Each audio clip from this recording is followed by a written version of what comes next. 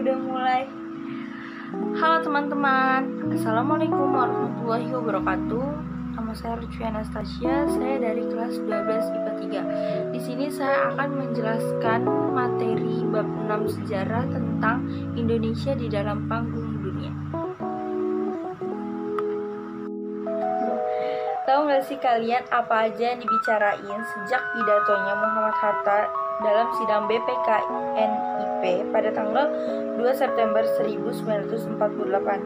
Nah, pidato tersebut secara substansial merupakan pemikiran awal yang kemudian menjadi cikal bakal kebijakan politik luar negeri Indonesia bebas aktif.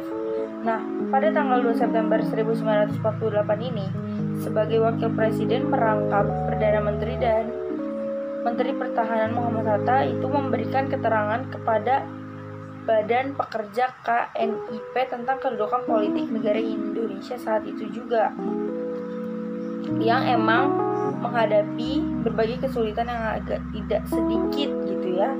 Nah, perundingan dengan Belanda yang dimediasi oleh Komisi 3 negara dari PBB ini akhirnya terputus. Dari dalam negeri, oposisi dari Aksi Front Demokrasi Rakyat atau VDR yang dipimpin oleh Musso Menghebat untuk menangkis serangan-serangan yang ditujukan kepada pemerintah RI itu diadakan sidang BPKNIP. Nah, selanjutnya kita bakal membahas tentang landasan ideal dan konstitusional luar negeri. Nah, jadi landasan ideal dalam politik luar negeri Indonesia adalah Pancasila yang merupakan dasar negara Indonesia.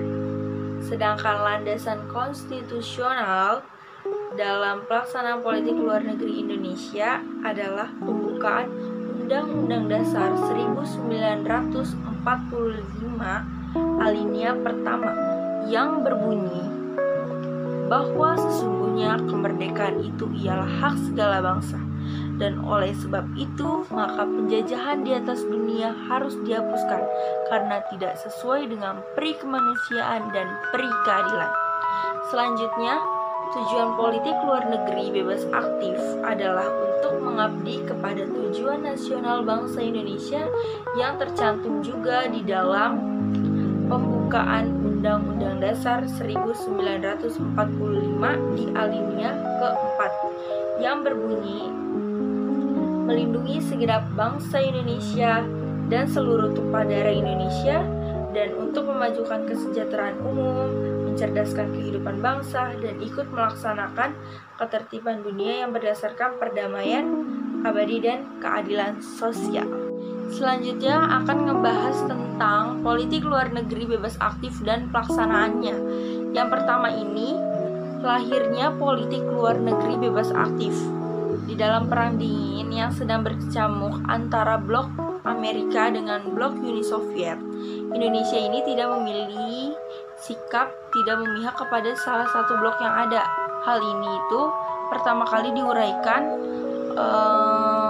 oleh Syahrir yang pada waktu itu menjabat sebagai Perdana Menteri di dalam pidatonya pada Inter-Asian Relations Conference di New Delhi pada tanggal 23 Maret sampai dengan 2 April 1947. Syahrir ini mengajak bangsa-bangsa Asia untuk bersatu atas dasar kepentingan bersama demi tercapainya perdamaian dunia.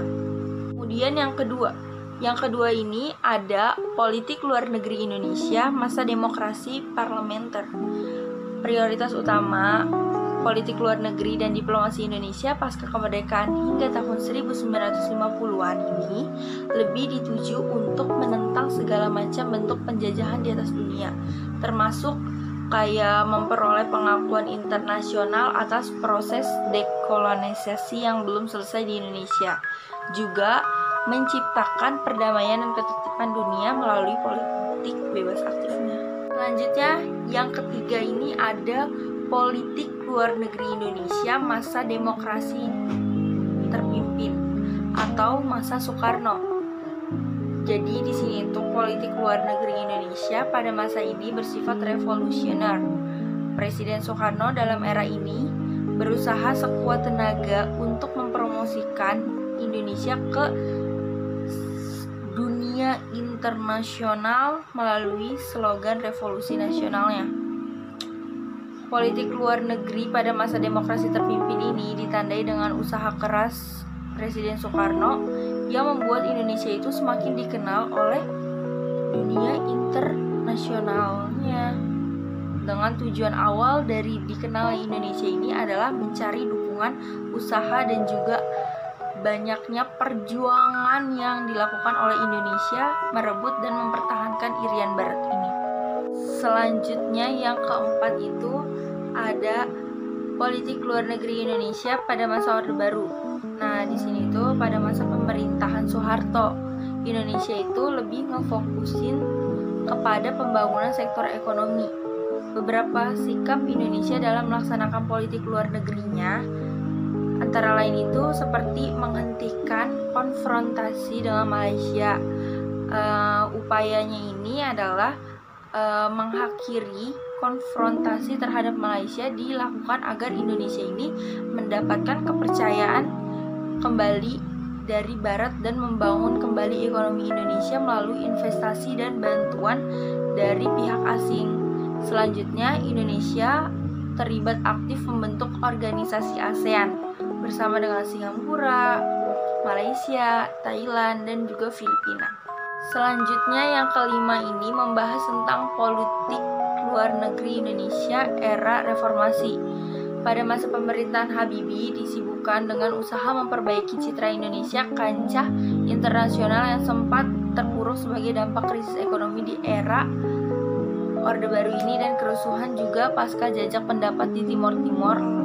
Nah, akhirnya B.J. Habibie ini dengan usaha kerasnya menarik simpati dari Dana Moneter Internasional dan Bank Dunia untuk mencairkan program bantuan mengatasi krisis ekonomi. Selanjutnya ada pada masa pemerintahan Presiden Abdurrahman Wahid. Nah, di hubungan Republik Indonesia ini dengan negara-negara Barat itu mengalami sedikit masalah setelah lepasnya Timor Timur dari NKRI. Dan akhirnya Abdurrahman Wahid ini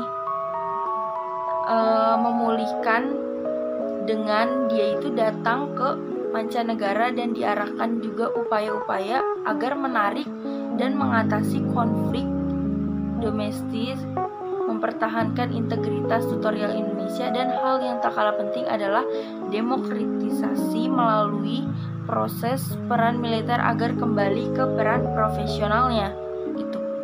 Selanjutnya ada masa pemerintahannya Presiden Megawati.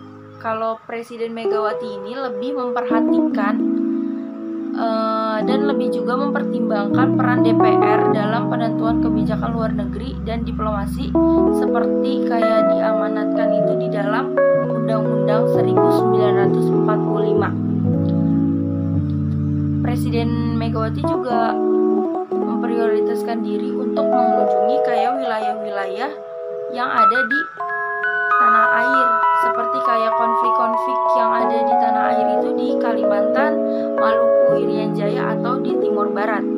Dan yang terakhir ini, pada masa pemerintahan Susilo Bambang Yudhoyono, akhirnya dia itu berhasil mengubah citra Indonesia dan menarik investasi asing dengan menjalin berbagai kerjasama dari banyak negara.